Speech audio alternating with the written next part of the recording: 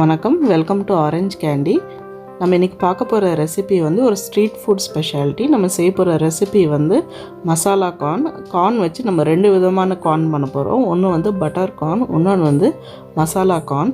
So வந்து அது தேவையான பொருள் அதோட செய்முறை என்னென்னு வாங்க பார்க்கலாம். இதுக்கு வந்து நான் 1 கப் அளவுக்கு வந்து ஃப்ரெஷ் ஸ்வீட் கார்ன் எடுத்திருக்கேன். ஸோ இந்த ரெசிபிக்கு நீங்கள் வந்து ஃப்ரெஷ் கார்ன், ஃப்ரோசன் கார்ன் இல்லைன்னா பாயில்ட் கார்ன் எது வேணாலும் நீங்கள் வந்து இந்த ரெசிபிக்கு ஸ்வீட் கார்ன் எடுத்துக்கலாம். ஸோ வாங்க இது எப்படி செய்கிறதுன்னு பார்க்கலாம்.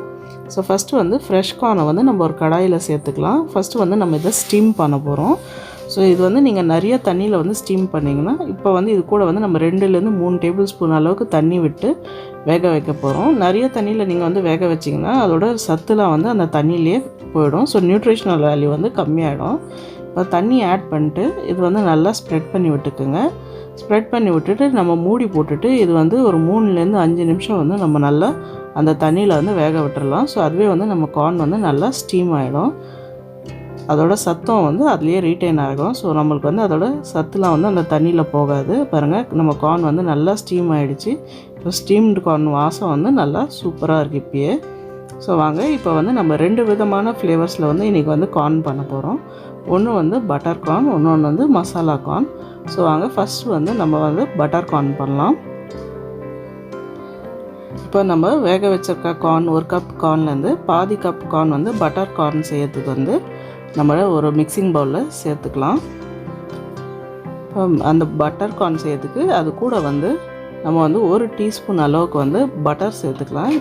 ஸோ இது வந்து நீங்கள் அன்சால்டட், சால்டட் எந்த பட்டர் வேணாலும் இந்த ரெசிபிக்கு யூஸ் பண்ணிக்கலாம்.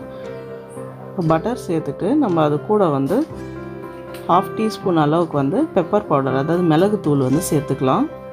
அப்புறமா கார்னுக்கு தேவையான அளவுக்கு உப்பு சேர்த்துக்கலாம்.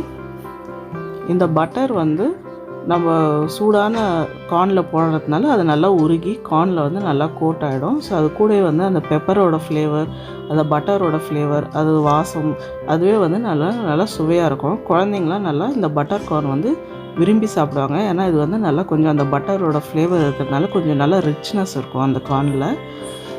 பாருங்க, சூப்பரான பட்டர் கார்ன் வந்து ரெடி ஆகிடுச்சு. இப்போ வாங்க நம்ம 2வது ஃப்ளேவர் வந்து கார்ன் செய்யலாம். ஸோ அதுக்கு வந்து நான் மீதி பாதி இருக்கிற ஸ்டீம்டு கார்னை வந்து ஒரு மிக்சிங் பவுலில் எடுத்துட்டேன். அது கூடவே வந்து 1 டீஸ்பூன் அளவுக்கு வந்து நம்ம பட்டர் சேர்த்துக்கலாம்.